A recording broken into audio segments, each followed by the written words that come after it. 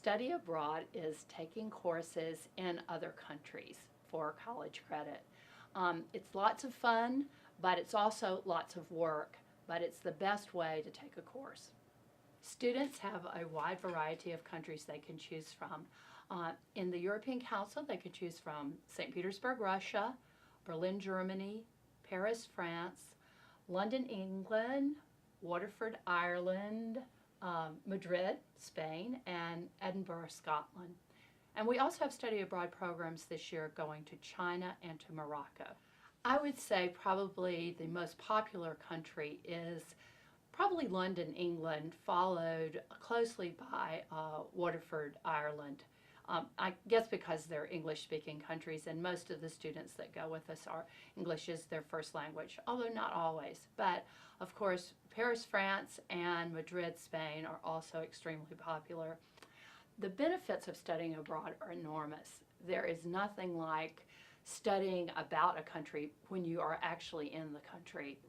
I wouldn't be doing this job if there weren't benefits, that's for sure, and they are many. Of course, first and foremost for me is you're getting an international experience firsthand. And certainly it's much better than even watching a documentary about that country or culture on TV. When you're there, you're smelling the culture, you're tasting the culture, you're touching the culture, you know, and it just really comes alive. All your senses come alive because you're there face to face with the culture. I think one of the greatest benefits of studying abroad is it really makes you a world citizen. When Americans travel abroad for the first time, it increases their worldview, it promotes intercultural dialogue, it forces them to think outside the box, and it just creates a person that's really better equipped to live in a global economy. We are, taking field trips, we are having guest speakers, we are doing service learning, we're doing sometimes community work, but mostly we're experiencing and learning about and having direct contact with the culture itself, right alongside of taking the classes that you signed up for. The one memory that stands out in most of my travel and study abroad experiences is when I look into the student's eye and I see them being excited by something that I have introduced to them. I could tell you why I enjoy travel, and that's a different thing, but from the teacher who brings people on study abroad, it is sort of reliving those experiences through them. If you try to travel in a foreign country, especially a very alternative culture than your own, on your own for the first time, you're going to make lots of mistakes. You're probably going to, spend money unwisely. You may get ripped off. You may be challenged by the hotel accommodations you accidentally end up with, or the food that you eat, or you might be getting sick because you don't know what to avoid in the drinking and the eating areas. And so you're going to waste a lot of time, you're going to waste a lot of money really trying to figure out how to travel in this country.